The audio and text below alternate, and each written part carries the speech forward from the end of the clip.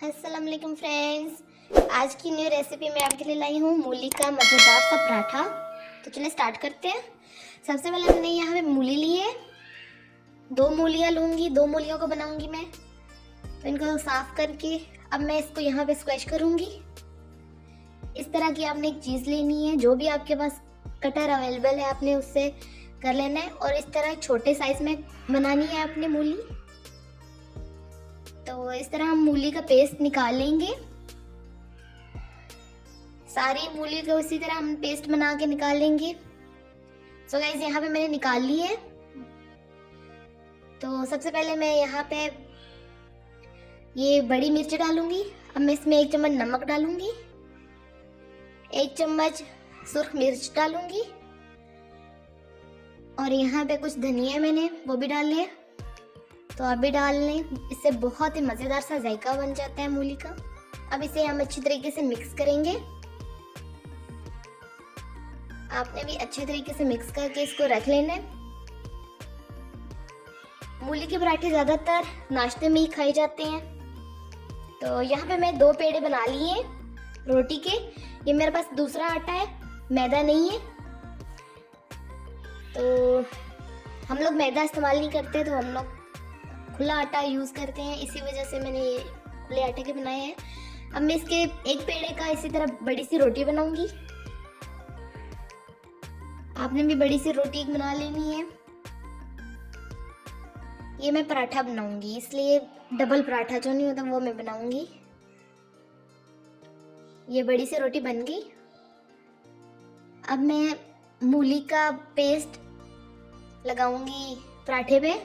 तो यहाँ हम अच्छी तरीके से इस पे लगाएंगे, पेस्ट लगाएंगे रोटी पे। आप अपनी मर्जी से जितना भी पेस्ट लगा सकते हैं।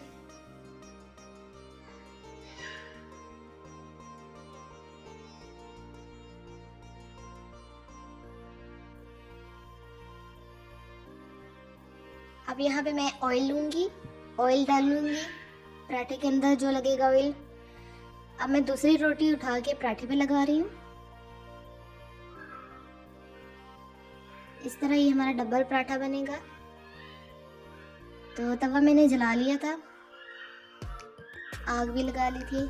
हल्की आंच पे हम अपने पराठे को पकाएंगे। बिल्कुल आहिस्ता आहिस्ता डालना है आपने, ज़्यादा तेज़ी से डालेंगे तो ख़राब हो जाएगा। ये खुला आटा है, इसीलिए ज़रा बहुत मुश्किल से मेरे से रोटी बनी है, वरना मैदे की बहुत अच्छी रोटी बनती है।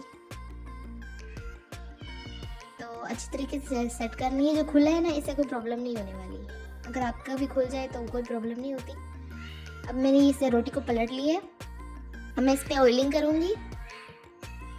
बिल्कुल हल्की आंच पे हमने पराठा बनाना है, वरना ये जल जाएगा और अंदर से कच्चा रह जाएगा। अब हमने अच्छे तरीके से पकाना है।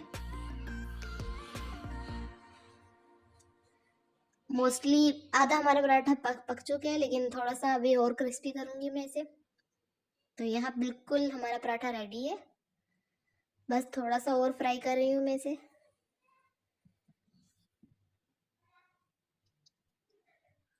यहाँ पे हमारा पराठा बिल्कुल रेडी हो चुका है।